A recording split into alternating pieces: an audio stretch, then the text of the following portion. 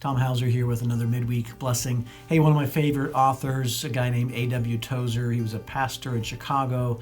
I've been reading one of his books. It's a book just that compiles together a bunch of his speaking engagements over the years, a bunch of his sermon clips and that sort of thing. And this morning's passage really struck me because it has to do with disappointment. And that is a universal human condition. We get disappointed. We disappoint ourselves. We disappoint other people disappoint us. We make plans for things to go a certain way and they don't go that way, and that can be disappointing.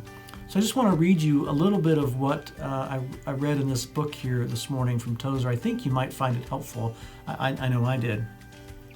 He lays out 4 just general rules for handling disappointment, for being disappointed. The first one is this: do not accept judgment of your own heart about the matter. A discouraged heart will always go astray. So don't think about yourself the way you feel about yourself. Don't think about yourself the way you feel about yourself. I just thought that was really good. Our hearts will tell us everything's bad. The whole thing's bad. I let everyone down. This is never going to work. I can't believe they did that to me. And Tozer's encouragement to us was to not let our minds go there. Don't think, even though your heart is making you feel that way, you feel discouraged, you feel beat down. Don't let your brain follow along. Don't let yourself think that way. Don't accept the judgment of your heart in the matter. Number 2, he says, make no important decisions while you're discouraged. Don't say yes to anything big. Don't say no to anything big. Don't make grandiose decisions based on any situation that has you discouraged, because your level of discouragement is probably too high or too low based on the actual event. So don't make any big decisions.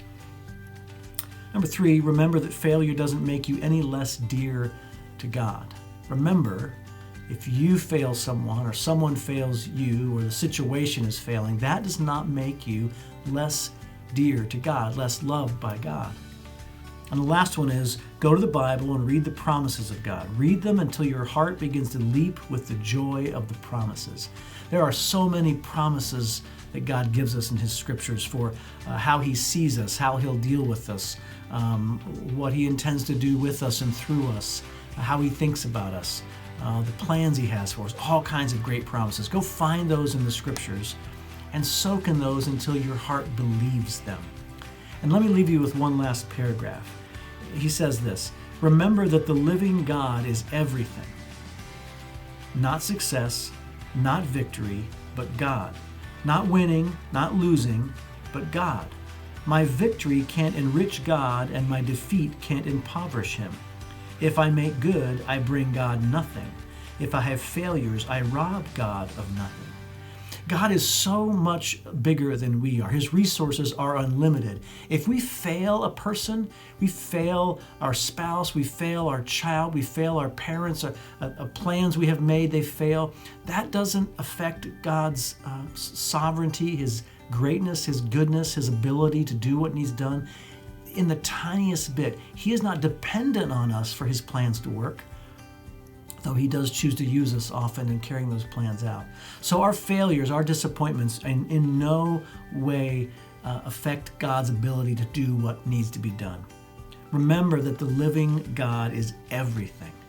Not success, not victory, not coming through like you should have come through, not making the right decision that you should have made.